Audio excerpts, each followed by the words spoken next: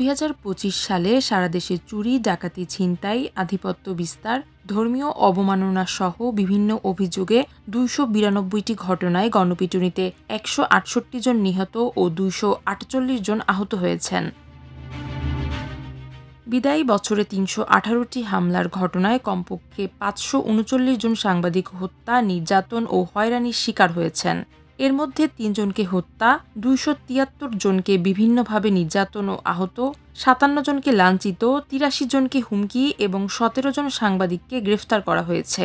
৩৪টি মামলায় ১০৭ জন সাংবাদিককে অভিযুক্ত করা হয়েছে। সাইবার নিরাপত্তা আইন ২০২৩ ও সাইবার সুরক্ষা অধ্যাদেশ ২০২৫-এর অধীনে ২৭টি মামলায় ২৪ জনকে গ্রেফতার এবং ৫৪ জনকে অভিযুক্ত করা হয়েছে। এছাড়া আইন শৃঙ্খলা রক্ষাকারী বাহিনী সারা দেশে ৪৭টি সভা সমাবেশ আয়োজনে বাধা প্রদান, ১৪৪ ধারা জারি, সংঘর্ষ, সভা সমাবেশ থেকে আটক সহ বিভিন্ন ঘটনা ঘটেছে। এতে ৫১২ জন আহত এবং ৩৬ জনকে গ্রেফতার করা হয়েছে।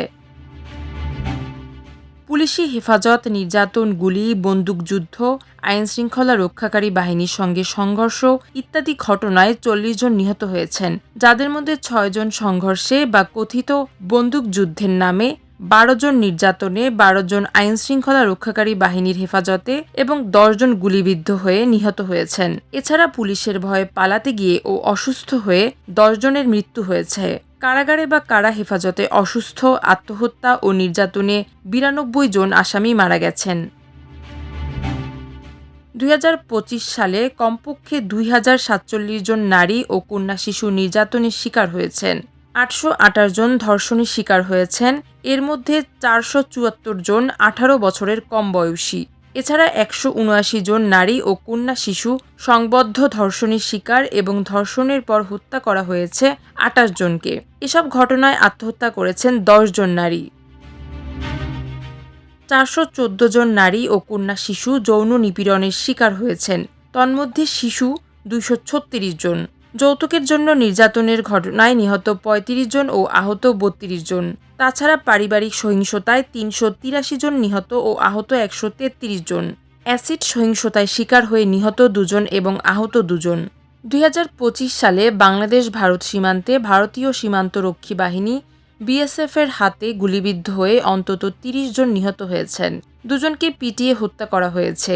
তাছাড়া সীমান্তবর্তী এলাকায় ভারতীয় নাগরিকদের গুলিতে ও হামলায় আরও অন্তত ৭ জন বাংলাদেশি খুন হয়েছেন।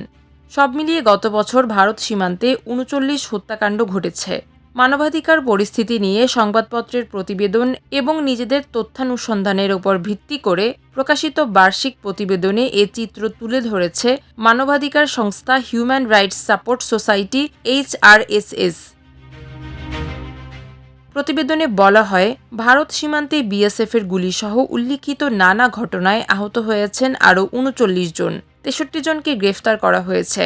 দেশের বিভিন্ন সীমান্তবর্তী এলাকা দিয়ে কমপক্ষে ৩,৪৯৩ জনকে বাংলাদেশে পুশিন ও ভারতীয় জলসীমার কাছে বঙ্গোপসাগর থেকে ১৪৩ জেলেকে ধরে নিয়ে গেছে ভারতীয় কোস্টগার্ড।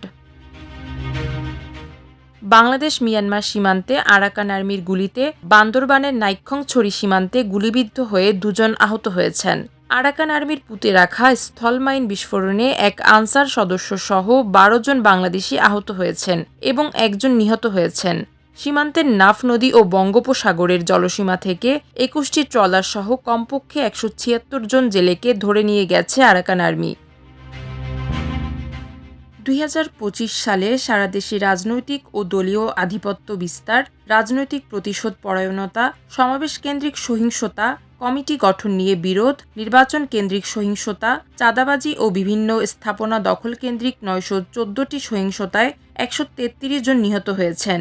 এদের মধ্যে বিএনপির ৯৩ জন, আওয়ামী লীগের ২৩ জন, জামায়াতের ৩ জন, ইনকিলাব মঞ্চের ১ জন, বৈষম্য বিরোধী ছাত্রদের 1 জন, ইউপিডিএফের ৬ জন এবং চরমপন্থী দলের 1 জন রয়েছেন।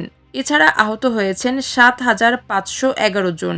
আসন্ন ত্রয়োদশ জাতীয় নির্বাচনকে কেন্দ্র করে নির্বাচনী সহিংসতায় ৫৪টি ঘটনায় ৩ জন নিহত এবং ৪৯৪ জন আহত হয়েছেন। বিদায়ী বছরে বিভিন্ন দলের নেতাকর্মীদের নামে কমপক্ষে 244টি মামলা হয়েছে। এসব মামলায় 11,935 জনের নাম উল্লেখ করে এবং 42,523 জনকে অজ্ঞাতনামা আসামি করা হয়েছে। এছাড়া বিভিন্ন মামলায় ও যৌথ বাহিনীর অভিযানে 50,000-এর অধিক ব্যক্তিকে গ্রেফতার করা হয়েছে। মাল্টিমিডিয়া ডেস্ক, আমার দেশ।